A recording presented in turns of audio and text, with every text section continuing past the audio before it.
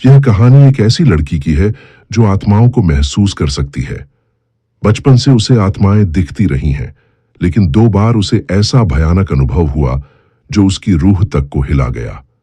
एक कब्रिस्तान में उसकी टक्कर एक ऐसी आत्मा से होती है जो उससे कुछ पुराना हिसाब लेना चाहती है। पर यह डरावना सिलसिला यहीं नहीं रुकता। क्या आत्माएं वाकई बदला लेती हैं? क्या गुस्सैल आत्माओं से बचा जा सकता है? जानिए इस सच्ची लगने वाली डरावनी कहानी में। रात लगभग 10:30 बज रहे थे। हवा में ठंडक थी, लेकिन मेरे दिल में अजीब सी घुटन। मैं, मेरा बॉयफ्रेंड अर्जुन और मेरी बेस्ट फ्रेंड कीर्ति यूं ही शहर के बाहर कार से घूम रहे थे। प्लान कुछ खास नहीं था, बस यूं समझ लीजिए कि हम तीनों की जिंदगी थकान से भरी थी। कॉलेज, जॉब, रिलेशनशिप की उलझने। इस रात को हमने सिर्फ आज कुछ अलग करते हैं के इरादे से बिताना शुरू किया था, लेकिन हम नहीं जानते थे कि अलग क्या होता है। हमारे रास्ते में अचानक एक पुराना सा कब्रिस्तान पड़ा। सड़क के किनारे लगा टूटा हुआ बोर्ड बता रहा था, साल 1807 का स्थापित ब्लैकवुड कब्रिस्तान। अर्जुन ने हंसते हुए कहा, चलो ना, देखते हैं अंदर क्या है। मैंने तुरंत मना कर दिया, नहीं अर्जुन, मत जाओ, यहां कुछ गड़बड़ है। मेरे मन ने जैसे मुझे झकझोर कर बताया, मत जाओ। लेकिन अर्जुन और कीर्ति तो जैसे एडवेंचर के मूड में थे। तुम चलो मत, हम बस 2 मिनट में आते हैं, कहकर दोनों कार से बाहर निकल गए। मैं वहीं बैठी रही। अचानक मुझे अपनी सांस भारी लगने लगी, जैसे किसी ने मेरे गले पर कोई अदृश्य हाथ रख दिया हो। अचानक कीर्ति दौड़ती हुई वापस आई। रिया, वहां कोई है, काली आकृति, आंखें। मैंने देखा उसे। मैंने बिना कुछ पूछे कार स्टार्ट की। अर्जुन भागता हुआ आया, लेकिन हंसता हुआ। डरपोक लोग, कुछ नहीं था वहां, बस अंधेरा और बकरियों की हड्डियां। लेकिन मुझे उसकी बात पर यकीन नहीं हुआ। हमने जैसे ही कार उस कब्र की दिशा में मोड़ी, मेरी धड़कन बेकाबू हो गई। हमने देखा, वहां सच में एक काली परछाई खड़ी थी। वो परछाई सिर्फ खड़ी नहीं थी, जैसे मुझे देख रही थी। मैंने जिंदगी में डर के कई रूप देखे हैं, सपनों में, कहानियों में और लोगों की आंखों में, लेकिन उस रात पहली बार मुझे लगा कि डर का असली चेहरा कोई इंसान नहीं, कोई राक्षस नहीं, बल्कि एक परछाई हो सकती है। वो परछाई बस खड़ी थी, पर उसका होना ही मेरी आत्मा को कंपा रहा था। मैंने एक बार फिर अर्जुन से कहा, चलो यहां से, अभी। अर्जुन कुछ बोलने ही वाला था कि कीर्ति ने अचानक चीख मारी, वो हिली, रिया, वो हमारी तरफ आ रही है। हम सब ठहर गए। कार का इंजन चालू था, लेकिन मेरे हाथ स्टीयरिंग पर जमे हुए थे, मानो शरीर ने काम करना बंद कर दिया हो। कब्र से वो परछाई सचमुच हमारी तरफ बढ़ रही थी। उसका चलना इंसानों जैसा नहीं था। उसके कदम नहीं पड़ रहे थे जमीन पर, वो जैसे हवा में सरक रही थी। उसके काले वस्त्र नहीं, सिर्फ धुआं सा लिबास था। आंखें 2 लाल जलते हुए गोले जैसे। मैं जोर से चीखी, बैठो अंदर। कीर्ति और अर्जुन झटपट कार में आ गए। मैंने जैसे तैसे एक्सेलरेटर दबाया और गाड़ी तेजी से मोड़ दी। जैसे ही हमने उस कब्र को पीछे छोड़ा, मुझे अपनी रीढ़ की हड्डी में एक गर्म झटका सा महसूस हुआ, जैसे कुछ हमारे साथ कार में ही बैठ गया हो। घर पहुंचने तक किसी ने कोई बात नहीं की। कीर्ति बिल्कुल शांत थी, अर्जुन भी अब गंभीर हो गया था, और मेरी हथेलियां अब भी कांप रही थीं। जब हम अपने अपने घरों में लौटे, मैंने मां से कहा कि मुझे आज अकेले सोने का मन नहीं है। मां को कुछ समझ नहीं आया, लेकिन उन्होंने हां कह दिया। रात के लगभग 2 बजे होंगे जब मेरी नींद खुली। कमरे में अंधेरा था। पंखा चलता तो रहा था, लेकिन हवा जैसे अचानक रुक गई थी। तभी मुझे दरवाजे की दरार से एक साया गुजरता दिखा। शरीर जैसे बर्फ बन गया हो। मैंने खुद को दिलासा दिया, शायद मां होगी, पर तभी दरवाजे की दरार से एक झांकती लाल आंख दिखी। मैंने चादर सिर तक ओढ़ ली और पूरे शरीर को सिकोड़ लिया। कई मिनट तक सन्नाटा रहा और फिर कुछ नहीं हुआ। जब सुबह हुई तो मैं सबसे पहले मंदिर गई। मां से कहा कि मेरे साथ चलें। उन्होंने मेरी हालत देखी और मना नहीं किया। जिंदगी थोड़ी सामान्य हो गई थी। हमने उस घटना पर बात करना छोड़ दिया था, लेकिन कुछ अजीब अब मेरी हर दिन की जिंदगी में शामिल हो गया था। जहां भी जाती, कोई परछाई, कोई साया, कभी किसी के फुसफुसाने की आवाज। सपनों में वो परछाई अब बार बार आती और एक ही वाक्य कहती, मुझे पहचाना नहीं रिया, तू ही तो थी जिसने मुझे मरने दिया था। मैं हर बार चौंक जाती। कौन है तू? मैं कीर्ति के साथ कैफे में बैठी थी। उसकी आंखों में थकावट थी, चेहरे पर डर। मैंने पूछा, क्या हुआ? कीर्ति ने कांपते हुए कहा, रिया, मेरे सपनों में भी अब वही आ रहा है। वो कहता है, जो उसके साथ था अब वो मेरे साथ भुगतेगा। क्या तुमने कभी किसी आत्मा को कुछ किया था? मैंने धीरे से सिर हिलाया। एक बार बचपन में कुछ हुआ था। क्या वो आत्मा कोई पुरानी रंजिश निकाल रही थी? क्या वो कोई था जिसे मैं जानती थी, या कोई था जिसे मैंने नुकसान पहुंचाया था बिना जाने? कभी कभी कोई एक घटना पूरे जीवन को बदल देती है, और वो घटना चाहे कितनी भी छोटी क्यों न लगे, उसका असर किसी छाया की तरह पीछा करता है। बचपन में जो कुछ हुआ था उसे मैंने दिल के किसी कोने में दफन कर दिया था, या यूं कहो दफन करने की कोशिश की थी।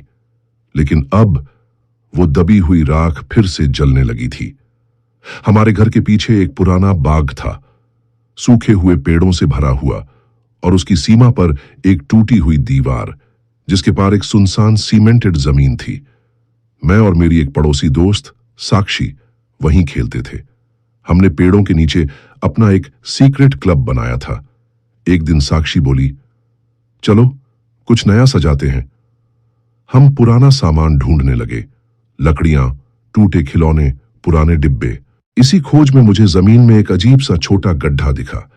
उसमें एक लोहे का डिब्बा रखा था, जंग लगा हुआ, और ऊपर राख सी जमी थी। मैंने जैसे ही हाथ बढ़ाया, उस गड्ढे से एक काली खुरदुरी जली हुई हथेली बाहर निकली और मेरी कलाई कसकर पकड़ ली। मेरे मुंह से चीख तक नहीं निकली। उस हथेली की पकड़ इतनी सख्त थी कि मेरी सांसें रुकने लगीं। मेरी आंखों के सामने अंधेरा छाने लगा, और अचानक वो हथेली झटक के अंदर चली गई। मैं पीछे गिर पड़ी। मेरी कलाई जल रही थी। जब उठी तो देखा मेरी कलाई पर एक काले हाथ की छाप थी, चमकती हुई, जैसे किसी ने जलते अंगारों से मुझे छुआ हो। मैंने जोर जोर से साक्षी को पुकारा।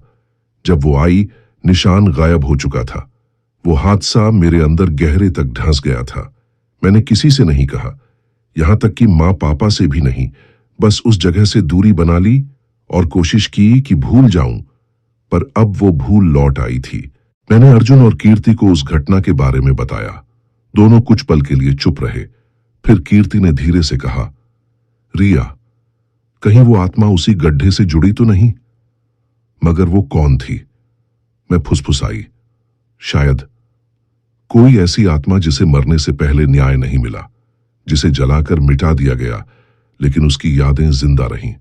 मैंने पुराने रिकॉर्ड्स खंगाले। हमारी कॉलोनी के इतिहास में एक नाम बार बार सामने आया, रूबीना, एक घरेलू नौकरानी जिस पर चोरी का शक था। लोगों ने उसे पकड़कर बुरी तरह पीटा और जिंदा जला दिया। पुलिस ने मामला बंद कर दिया। अंधविश्वास से जुड़ी घटना, कोई सबूत नहीं मिला। लेकिन कुछ लोगों का मानना था कि रूबीना बेगुनाह थी, और यह हादसा उसी जगह हुआ था जहां हमने क्लब बनाया था, जहां राख का ढेर पड़ा था, जहां वो डिब्बा मिला था। जब मैं उस गड्ढे के पास गई थी, उस डिब्बे पर आर नाम का उभरा हुआ अक्षर था। आर, रूबीना। क्या वो डिब्बा उसकी अस्थियां थीं? क्या मैंने अनजाने में किसी की आत्मा को छेड़ दिया? अब सब कुछ जोड़ने पर यह बात सामने आई। रूबीना की आत्मा मुझसे नाराज थी, क्योंकि मैंने उसके अवशेषों को छुआ था, क्योंकि मैंने बिना जाने उसके शव की राख के साथ खिलवाड़ किया था, और अब वो मुझसे अपना अधूरा हिसाब पूरा करने आई थी। रिया को सपनों में अब रूबीना साफ दिखाई देने लगी है। वह उससे बातें करती है, उसे डराती है, लेकिन साथ ही कुछ ऐसा बताती है जो रिया की जिंदगी और मौत के बीच का फर्क तय कर सकता है। क्या रिया आत्मा को माफी दे सकती है, या अब बहुत देर हो चुकी है? उस रात मुझे नींद नहीं आई। मैंने खिड़की के पर्दे हटाए और आसमान की तरफ देखा। अमावस की रात थी। काला, सुनसान, निस्तब्ध, हर चीज ठहरी हुई लग रही थी, जैसे पूरी दुनिया अपनी सांस रोककर कुछ देखने की कोशिश कर रही हो। मैंने खुद से पूछा, क्या वो आत्मा अब भी मेरे आसपास है? और तभी मेरे कमरे की लाइटें एक पल को बुझीं और फिर अचानक जोर से जल उठीं। पंखा बंद हो गया। मोबाइल की स्क्रीन अपने आप ऑन हो गई। उस पर एक शब्द चमक रहा था, RUBINA। मुझे नहीं पता मैं कब सोई, लेकिन जब सोई तो फिर सीधे उस सपने में जा गिरी जिसे मैं जागते हुए महसूस कर सकती थी। चारों ओर धुंध थी, मैं अकेली थी और सामने वही जली हुई औरत। उसका चेहरा झुलसा हुआ था, बाल अधजले और आंखें गहरी काली, लेकिन उनमें आंसू थे। होंठ हिले और एक आवाज आई, तू ही थी वहां। तूने देखा था मुझे, तूने मुंह मोड़ लिया था। मैं सिर्फ बच्ची थी, मैंने जवाब दिया। मैं नहीं जानती थी कि वहां क्या हुआ।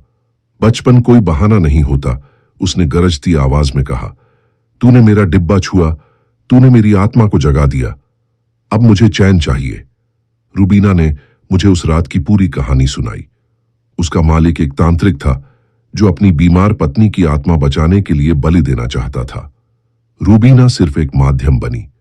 लोगों को यकीन दिलाया गया कि वह डायन है और फिर उसे जिंदा जलाकर मार दिया गया। उसकी हड्डियां, उसकी राख उस डिब्बे में बंद करके बाघ के पीछे गाड़ दी गई थी। तेरे स्पर्श से मैं जागी, तेरी ऊर्जा से मुझे रास्ता मिला, लेकिन अब मैं अटक गई हूं। मुझे मुक्ति चाहिए, मुझे इंसाफ चाहिए। रूबीना ने हाथ उठाया। उसकी जली हुई उंगलियों में अचानक अंगारे चमकने लगे। अगर तू मेरी सच्चाई को दुनिया को नहीं बताएगी, अगर तूने मुझे भुला दिया, तो अगली बार सिर्फ ख्वाब में नहीं आऊंगी, तेरे जीवन में उतरूंगी, तुझसे जीवन छीन लूंगी। फिर उसने मेरी ओर इशारा किया और अचानक एक तेज जलन मेरे गले पर महसूस हुई। मैं चीखते हुए उठी। मैंने शीशे में देखा, गले पर लाल जलन का निशान था, बिल्कुल वैसा ही जैसा मेरी कलाई पर बचपन में बना था। अब ये सिर्फ सपने नहीं थे, रूबीना की आत्मा पूरी तरह मेरे जीवन में आ चुकी थी। मैंने अपने लैपटॉप पर एक लेख तैयार किया, रूबीना की सच्चाई, एक आत्मा जिसे इंसाफ नहीं मिला। मैंने उसमें वो सब लिखा जो उसने मुझे बताया था, उसका चित्र, उसका नाम, उस बाघ की कहानी और उसका अंतिम संदेश। फिर मैं उस पुराने गड्ढे के पास गई और वहां एक दीपक जलाया। मैंने अपना फर्ज निभा दिया रूबीना, मैंने फुसफुसाया। अब अगर कुछ अधूरा रह गया हो तो मुझे दिखाना, मुझे रोकना मत। लेकिन तभी एक साया मेरे पीछे से गुजरा। मैं पलटी, वहां कोई नहीं था। हवा में अब भी एक जलती हुई राख की गंध तैर रही थी। रिया सोचती है कि उसने आत्मा को मुक्त कर दिया, लेकिन सच्चाई कुछ और है। कब्रिस्तान वाली आत्मा और बचपन की आत्मा, क्या दोनों एक ही हैं या कोई तीसरा चेहरा भी है? कभी कभी हमें लगता है कि हमने सब कुछ कर दिया, हमने अपने हिस्से का सच बोल दिया, माफी मांग ली, इंसाफ की कोशिश की, लेकिन आत्माएं, खासकर गुस्सैल आत्माएं, इतनी आसानी से शांत नहीं होती। मुझे यही लगा कि रूबीना को मुक्ति मिल गई है। मैंने उसकी कहानी दुनिया के सामने रख दी थी, उसकी याद में बगीचे में दीपक जलाया, प्रार्थना की। पर उस रात सब कुछ बदल गया। मैं बिस्तर पर थी, कमरे की लाइट बंद थी और मन में थोड़ा सुकून था। अब सब ठीक हो जाएगा। पर ठीक तभी अलमारी के शीशे में कुछ अजीब दिखा। मैंने ध्यान से देखा, मेरे पीछे कोई खड़ा था। मैंने धीरे से गर्दन घुमाई, लेकिन वहां कोई नहीं था। फिर वापस शीशे की ओर देखा, अब भी वही साया, वही आकृति, लेकिन ये रूबीना नहीं थी। ये और भी ज्यादा डरावनी, ज्यादा स्याह और ज्यादा क्रोधित लग रही थी। उस आत्मा की आंखें बिल्कुल अलग थीं, न जलती हुई न रोती हुई, बल्कि खाली, जैसे उनमें सिर्फ नफरत भरी हो। वो मेरी ओर बढ़ी और जैसे ही उसने मुझ पर झपट्टा मारा, मैं जोर से चीख कर उठ गई। पसीने से तरबतर, सांसें तेज और गले पर फिर से वही जलन का एहसास। अब ये सब हद से बाहर था। मैंने कीर्ति और अर्जुन को बुलाया। रूबीना को मुक्ति मिल गई, मैंने कहा, मगर अब कोई और है। क्या तुम कहना चाहती हो कि? अर्जुन झिझका। वो कब्रिस्तान वाली आत्मा और ये नई आत्मा एक नहीं है। हां, मैं लगभग चिल्ला पड़ी। शायद हमने उस रात किसी और को जगा दिया था। रूबीना तो बस मेरी आत्मा से जुड़ी थी, लेकिन कब्रिस्तान में जो था वो पूरी तरह अलग था और ज्यादा खतरनाक। मैंने इंटरनेट पर ब्लैकवुड कब्रिस्तान की पुरानी कहानियां तलाशी। कई रिपोर्ट्स सामने आईं। एक मां जिसने अपने नवजात बच्चे को वहीं खोया था, एक पादरी जिसे सच्चाई छुपाने के लिए जिंदा दफना दिया गया था, एक अनाम कैदी जो फांसी से बचने के लिए आत्महत्या कर बैठा और उसकी लाश उसी कब्रिस्तान में दफना दी गई। लेकिन सब में एक ही कहानी दोहराई जाती थी। हर 13 साल बाद वहां कोई एक आत्मा जागती है, गुस्से से भरी, अधूरी और बदले के लिए तड़पती हुई। मैंने कैलेंडर उठाया। आखिरी रिपोर्ट 2010 की थी। अब 2023 चल रहा था, यानी 13 साल पूरे हो चुके थे। तो क्या हम उस आत्मा को उसी साल जगा बैठे जब वो लौटने वाली थी? रात में मेरी पीठ पर अजीब जलन हुई। अर्जुन ने फोन की फ्लैश लाइट से देखने की कोशिश की। उसका चेहरा डर से सफेद पड़ गया। क्या हुआ? मैंने पूछा। रिया, तुम्हारी पीठ पर खून से बना हुआ एक्स है। एक्स? मैं घबरा गई। हां, उसने कांपती आवाज में कहा, जैसे किसी ने नाखूनों से खरोंच कर गढ़ा दिया हो। अब बात आत्मा को शांत करने से आगे जा चुकी थी। यह आत्मा सिर्फ नाराज नहीं थी, ये सज्जा देने आई थी, और वो सज्जा मुझे अकेले नहीं मिलने वाली थी। उसने अर्जुन और कीर्ति को भी देख लिया था। हम तीनों अब उस आत्मा की सूची में आ चुके थे कि डर जब इंसान के खून में उतर जाए तो सांस लेना भी सजा जैसा लगने लगता है। हमारे लिए अब वही वक्त शुरू हो चुका था। मैं, अर्जुन और कीर्ति तीनों उस आत्मा की नजरों में आ चुके थे, और अब वो हमें एक एक करके तोड़ना चाहती थी। अर्जुन ने मुझे कॉल किया। उसकी आवाज कांप रही थी। रिया, मैं कमरे में सो रहा था। अचानक पंखा बंद हो गया। मैं उठा तो सामने शीशे में किसी और की परछाई दिखी। मेरी नहीं थी। वो मेरी गर्दन की तरफ इशारा कर रही थी और फिर गायब हो गई। मैंने कांपते हुए कहा, कहीं तुम्हें भी कोई निशान तो नहीं मिला? उसने चुपचाप फोन काट दिया। 1 घंटे बाद उसने मुझे अपनी गर्दन की फोटो भेजी। एक गहरा खून रिश्ता हुआ एक्स, ठीक उसी जगह जहां मेरी पीठ पर था। अगले दिन कीर्ति आई। वो चुप थी, जैसे किसी गहरे सदमे में हो। मेरे सपनों में उसने धीरे से कहा। मुझे एक बंद कमरे में घसीटते हुए ले जाया गया। फर्श पर लाल लकीरें थीं, जैसे किसी को वहां घसीटा गया हो, और दीवार पर लिखा था, 13 नंबर तीसरा है। मैंने घबराकर उसका हाथ पकड़ा। उसकी हथेली पर उभरा था एक निशान, 3 गहरे कट। हम तीनों अब उस आत्मा की सूची में थे। मुझे अब पूरा यकीन हो चला था, यह आत्मा किसी रैंडम इंसान को नहीं पकड़ती, ये चुनती है। हम तीनों उस कब्रिस्तान में गए थे। हम तीनों ने उसका इलाका छेड़ा था। हम तीनों ने उसकी शांति भंग की थी। लेकिन यह सब क्या सिर्फ एक दुर्घटना थी, या हम तीनों का वहां पहुंचना पहले से तय था? हमने एक तांत्रिक से संपर्क किया, भैरवनाथ बाबा, जो आत्माओं और श्रापित स्थलों के बारे में जाना जाता था। जब हमने उसे कहानी बताई, उसने कुछ देर आंखें बंद की और फिर कहा, तुम तीनों चुने गए हो। तुमने सिर्फ आत्मा को नहीं छेड़ा, तुमने उसकी योजना में दखल दिया है। अब वो तुम्हें मिटाए बिना नहीं रुकेगी। तो हम क्या करें? मैंने घबराकर पूछा। उसने कहा, उसका नाम जानो, उसकी मौत की असली वजह जानो, और फिर उसकी अधूरी इच्छा पूरी करो, वरना वो तीनों के 3 शरीर ले जाएगी, लेकिन सिर्फ एक आत्मा छोड़ेगी, जिससे वो फिर जन्म ले सके। उसी रात अर्जुन को एक ख्वाब आया। कब्रिस्तान के उसी कोने में एक टूटी हुई पट्टी दिखी, जिस पर नाम अधूरा था, आर्य। मुझे याद आया, रूबीना का नाम भी आर से था, लेकिन वो आत्मा तो शांत हो चुकी थी। तो फिर ये कौन थी?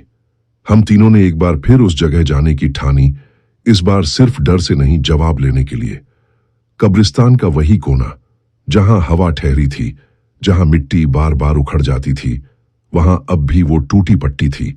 और जब हमने जमीन खोदी तो वहां एक पुराना डायरी का पन्ना निकला, जिस पर लिखा था, मैं रागिनी हूं, मेरा बच्चा अब कभी इस दुनिया में नहीं आएगा, मैं जीना नहीं चाहती, जो भी मेरी कब्र से गुजरेगा उसे वही दर्द दूंगी जो मैंने सहा। 3 होंगे, एक डर, एक पछतावा और एक मृत्यु। तभी मेरी आत्मा को सुकून मिलेगा। तो अब सच सामने था। इस आत्मा का नाम था रागिनी। जिसे धोखे से मां बनने से पहले मार दिया गया था। अब वो 3 लोगों की आत्मा को चाहती थी, एक का डर, दूसरे का पछतावा और तीसरे की मौत। अब हमारे पास आत्मा का नाम था, रागिनी। उसकी मृत्यु की वजह भी सामने आ चुकी थी, एक अधूरे मातृत्व की पीड़ा और एक जिंदा जलाया गया अतीत। लेकिन सवाल अब भी वही था, वो हम तीनों से क्यों बदला लेना चाहती थी? क्या वाकई उसने हमें यूं ही चुना था, या उसके पास कोई शर्त थी जिसे पूरा करने से पहले वो हमें नहीं छोड़ेगी? उस रात मुझे एक और सपना आया। मैं अंधेरे में खड़ी थी, मेरे सामने रागिनी बैठी थी, एक टूटी हुई कब्र पर। उसकी गोद में कुछ नहीं था, लेकिन वो किसी अदृश्य बच्चे को झुला रही थी। उसने मुझे देखा और अपनी गहरी जलती आंखों से कहा, अगर मैं मां नहीं बन सकी तो अब कोई और चैन से मां नहीं बन पाएगा। तेरी आत्मा से मेरा बच्चा जन्म लेगा। मैं कांप उठी। मेरा बच्चा? मैं फुसफुसाई। हां, 3 आत्माएं चाहिए, एक डर की, एक पछतावे की, एक जीवन की, और तू वो जीवन है। हम फिर से बाबा के पास गए। उनकी आंखें बंद थीं और होंठ कुछ मंत्र बुदबुदा रहे थे। कुछ क्षण बाद उन्होंने गहरी आवाज में कहा, आत्मा को मुक्ति नहीं चाहिए, उसे पुनर्जन्म चाहिए, लेकिन वो इंसान की देह में नहीं, एक शापित देह में लौटना चाहती है, और उसके लिए 3 बलिदान चाहिए। तो हम क्या करें? अर्जुन ने पूछा। बाबा ने 3 रेखाएं जमीन पर खींची। इनमें से एक को मरना होगा, एक को आत्मा सौंपनी होगी और एक को आत्मा को सच्चा पछतावा दिलाना होगा। यदि तुम ये कर सके तो आत्मा बांधी जा सकती है, वरना वह खुद को किसी शरीर में समाकर फिर जन्म लेगी और तब उसे कोई नहीं रोक सकेगा। घर लौटते समय कीर्ति चुप थी। फिर उसने कहा, मैं सपना देखती हूं जिसमें मैं उस बच्चे को जन्म दे रही हूं, पर बच्चा रोता नहीं, बस देखता है मुझे उन्हीं काली आंखों से। मैंने उसका हाथ पकड़ा। कीर्ति, हमें यह खेल खत्म करना होगा। क्या होगा अगर मैं मर गई तो? उसने सन्नाटा तोड़ते हुए पूछा। कोई नहीं मरेगा, हम ऐसा नहीं होने देंगे, अर्जुन बोला। रात के 2 बजे हमारे घर की दीवार पर खून से एक संदेश लिखा मिला। 3 में से एक को सौंप दो। जो सौंपेगा वो बचेगा, जो छुपेगा वो जलेगा। समय अगली अमावस्या। यह साफ था, आत्मा ने खुद शर्त रख दी थी। अब हमारे पास बस 7 दिन थे। अगले ही दिन अर्जुन की बाइक एक ट्रक से टकरा गई। सौभाग्य से वो बच गया, लेकिन उसके हाथ पर वही काले निशान उभर आए, जली हुई उंगलियों के। उसने मुझे देखा। रिया, शायद मैं ही वो बलिदान हूं। नहीं, मैंने चीखते हुए कहा, हम तीनों झेंगे, किसी को मरने नहीं दूंगी। हमने तय किया, हम वापस उस जगह जाएंगे जहां रागिनी मारी गई थी। वहां एक अनुष्ठान करेंगे जिसमें आत्मा को उसके अतीत से माफी मिले, ना कि बलिदान। भैरवनाथ बाबा ने हमें एक ब्रह्म यंत्र दिया जिसे जमीन में गाड़कर आत्मा की ऊर्जा को रोका जा सकता था। पर बाबा ने यह भी चेतावनी दी, अगर आत्मा को ठगा गया या उसे लगा कि तुम उसे धोखा दे रहे हो, तो तीनों में से कोई एक उसी वक्त जल जाएगा। अमावस्या की रात नजदीक आ रही थी। आत्मा की शर्त अब हमारे सामने थी। सवाल अब सिर्फ ये नहीं था कि हम तीनों में कौन बचेगा, सवाल यह था कि क्या कोई भी बचेगा। जब तीनों आत्मा से सीधी भिड़ंत करेंगे, क्या ब्रह्म यंत्र काम करेगा या गुस्सैल आत्मा अपने सबसे भयावह रूप में सामने आएगी? अमावस्या की रात, जहां चांद भी खुद को छुपा लेता है और धरती, इंसान और आत्माओं के बीच की सीमाएं धुंधली हो जाती हैं। यही वो रात थी जब आत्मा ने हमें चुनौती दी थी, और यही वो रात थी जब हमने तय किया कि अब डर कर नहीं, लड़कर आगे बढ़ेंगे। हमने ब्रह्म यंत्र, काले धागे, तांत्रिक मंत्र, मिट्टी का दीपक और एक लाल सिंदूर की डिबिया साथ ली, जैसा कि बाबा ने निर्देश दिया था। बाबा ने आखिरी बार चेताया, आत्मा अब पूरी ताकत में होगी, वह छल करेगी, रूप बदलेगी और तुम्हारे अपने लोगों के मुखौटे पहनकर तुम्हें भटकाने की कोशिश करेगी। लेकिन याद रखना, जो तुझसे सबसे ज्यादा प्यार करता है वही तुझे सबसे पहले धोखा देगा। ये बात सुनकर हमारे रोंगटे खड़े हो गए। हम तीनों, मैं, रिया, अर्जुन और कीर्ति, पुराने ब्लैकवुड कब्रिस्तान में पहुंचे। चारों ओर सिर्फ पत्तों की सरसराहट, टूटे पत्थरों की चीख और धुएं की बदबू थी। हमने रागिनी की कब्र ढूंढी। वो अब आधी खुली हुई थी, मानो किसी ने अंदर से मिट्टी हटाई हो। हमने ठीक वहीं यंत्र गाढ़ा और दीपक जलाया। जैसे ही दीपक की लौ उठी, हवा रुक गई।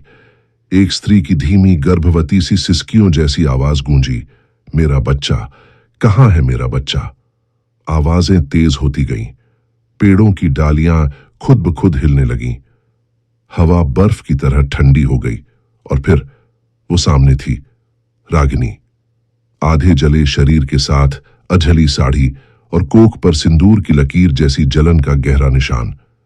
उसकी आंखें हमें घूर रही थीं, गुस्से, नफरत और बदले से भरी हुई। उसने धीरे से कहा, एक दे दो, बाकी दो बचा लो या सब जाओगे मेरे साथ। हमने एक दूसरे की ओर देखा। सन्नाटा।